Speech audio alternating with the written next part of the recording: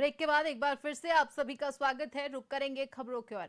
राज्य सरकार के सुशासन तिहार के तीसरे चरण में दुर्ग जिला प्रशासन ने ग्राम मंचादूर के शासकीय महाविद्यालय में जन समस्या शिविर आयोजित किया। बता दें कि शिविर में विभिन्न विभागों के अधिकारियों ने लगभग 12,000 से अधिक आवेदन प्राप्त किए हैं, जिनमें से करीबन 11,000 से अधिक का समाधान कर दिया गया है। साथ ही दुर्ग जिला पंचायत सीईओ बजरंग दुबे और विधायक ललित चंद्राकर ने मौके पर पहुंचकर लोगों की समस्याएं सुनी और अधिकारियों को शीघ्र समाधान के निर्देश दिए।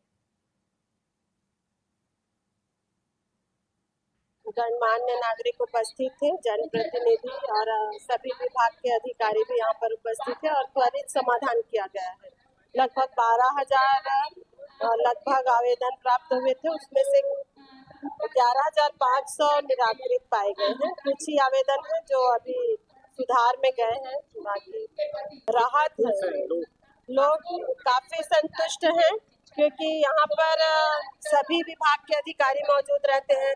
जनप्रतिनिधि, पंच, सरपंच, सचिव सभी लोग रहते हैं, तो उनकी समस्या का तुरंत निराकरण यहाँ पर किया जा रहा है। जी, सुशासन तिहार के तृतीय चरण में आज मचांदुर में दुर्ग जनपद के अंतर्गत समाधान शिविर का आयोजन किया गया।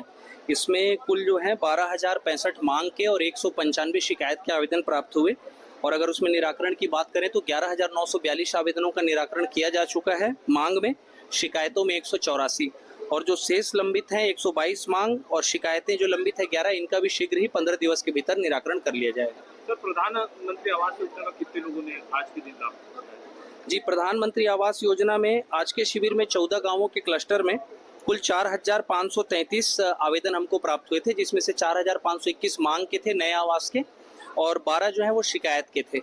इसमें 4,521 आवेदकों का प्रधानमंत्री आवास योजना के 2.0 जो ऐप है उसमें उनका सर्वे करा दिया गया है और पात्रता अनुरूप जब लक्ष्य से नया टारगेट मिलेगा तो उन्हें आवास स्वीकृति की कार्रवाई की जाएगी। गणमान्य नागरिक उपस्थित थे, जनप्रतिनिधि और सभी।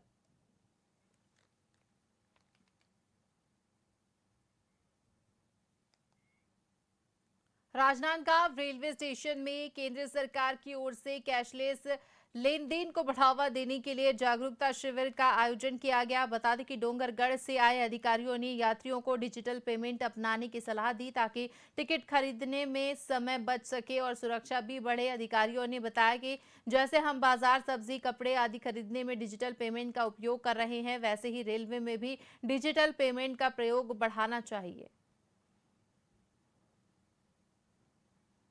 यह बहुत ही अच्छी सुविधा रेलवे ने निकाली है और कोई भी यात्री जब भी अपना इतनी लंबी कैश लेके चलता है तो चोरी चमारी या पॉकेटमारी का हमेशा खतरा बना रहता है। जब ये डिजिटल मतलब से अपना रिजर्वेशन करेगा, टिकट लेगा, ये बहुत ही सुविधाजनक है क्योंकि पूरे देश में एडवांस टेक्नोलॉजी में सभी जगह डिजिटल से ही मतलब पेमेंट की जा रही है। क्योंकि हम देखते आ रहे हैं कि शहर में, बाजार में, कहीं पे भी जाते हैं वो ऑलरेडी मतलब डिजिटल मोबाइल से पेमेंट कर रहे हैं। तो हम ये चाहते हैं कि वो ये रेलवे ने जो सुविधा दी है तो यहाँ आके भी करें, मतलब ये उनके लिए सुविधाजनक है और रेलवे को भी मतलब एक सुविधा होगी कि वो कैश लेके नहीं जाएगी, कैश के भी सुरक्षित रहेगा। तो हमारा ये कहना है कि मतलब कि कभी भी उनको करना है तो डिजिटल से ही मतलब ये सुविधा ले। रेलवे ने ये बहुत ही अच्छा मतलब ऐप निकाला हुआ है। जी, मैं भूतपूर्व सैनिक गुरमीत सिंह भाटिया, स्टेशन सलाहकार राजनांदगांव। स्टेशन सलाहकार समिति के सदस्यों और हमारे स्टेशन प्रबंधक, हमारे बुकिंग इंचार्ज के साथ मिलकर के रेलवे को डिजिटल पेमेंट में आगे ले जाने के लिए जागरूकता अभियान चला रहे हैं। रेलवे जो है ऑनलाइन टिकट बनाने के लिए अनरिजर्व टिकट के लिए यूटीएस ऐप लाई है और रिजर्व टिकट के लिए तो पहले से आईआरसीटीसी से जो है हम रिजर्व टिकट बना ही रहे थे और उसके साथ साथ जो है डिजिटल पेमेंट में रेलवे अभी क्यूआर सुविधा लाई हुई है और यूपीआई।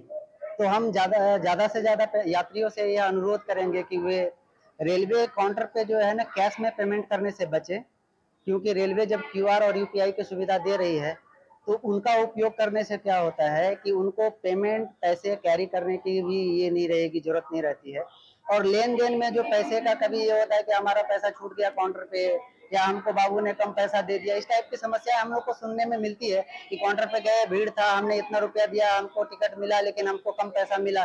तो इन सब समस्याओं से अगर यात्रियों को बचना है तो उनको हम ये चाहे कि रेलवे प्रशासन ये चाहती है कि वो अपने आप को डिजिटली मोड में जो है ना पेमेंट करें, ताकि रेलवे भी जो है ये सोच रही है और ये एकदम 100% डिजिटलाइजेशन करने के मूड में है। तो यही है आज जो है डिजिटल के ही लिए हम लोग जो है जागरूकता के लिए यात्रियों से मिले हैं, यात्रियों के साथ बात किए हैं, उनको समझाया है कि आप जो है अपने फायदे के लिए और रेलवे के फायदे के लिए जितना हो सके उतना डिजिटल मोड में पेमेंट करें। यह बहुत ही अच्छी सुविधा रेलवे ने निकाली है और कोई भी यात्री जब भी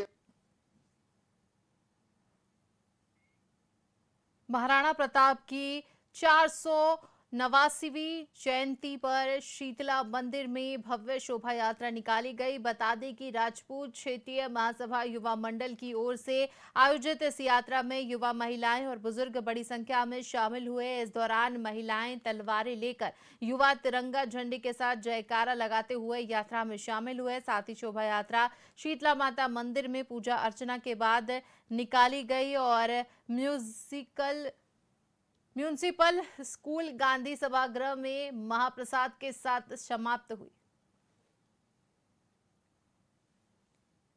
महाराणा प्रताप जयंती के अवसर पर राजनांदगांव उप समिति के द्वारा यहाँ पर महाराणा प्रताप जयंती मना रही है और विगत 8-9 साल से हम ये महाराणा प्रताप जयंती मना रहे हैं। रैली के माध्यम से शौर्य का प्रशिक्षण देते हुए अपने युवा, महिला, बच्चे बढ़ चढ़ के इसमें हिस्सा लेते हैं। सभी समाज के इनमें स्वागत सम्मान होता है और अपने महाराणा प्रताप के जीवनी पे आधारित हम उसको अपने जीवन पे उतारते हैं और वहाँ पर सांस्कृतिक कार्यक्रम भी रहता है, शौर्य प्रशिक्षण भी रहता है, महाराणा प्रताप के आधारित पे संगोष्ठी भी रहती है। अनेक प्रकार की महाराणा प्रताप के जीवनी पे आधारित हम अपने समाज में इसका अवलोकन कराते हैं। लगातार इसके माध्यम से हम लोगों को जागरूक भी करते हैं। 9 मई 1540 को ज्येष्ठ शुक्ल पक्ष के तृतीया के दिन जो है उनका जन्म हुआ था कुंभलगढ़ के किले में, और वो हमारे आराध्य हैं, इसलिए उसका जो है जन्म जयंती को हम लोग मनाते हैं और उसके लिए रैली निकाल रहे हैं। रैली जो है हमारा यहाँ से प्रारंभ होगा शीतला मंदिर में पूजा पाठ के पश्चात, गांधी चौक होते हुए दुर्गा चौक से बसंतपुर थाना से भारत माता चौक, सिनेमा लाइन होते हुए जय स्तंभ चौक तक आएगी। सिनेमा लाइन होते हुए मानव मंदिर चौक, जय स्तंभ चौक होते हुए गांधी सभागृह में समापन होगा। महाराणा प्रताप जयंती के अवसर पर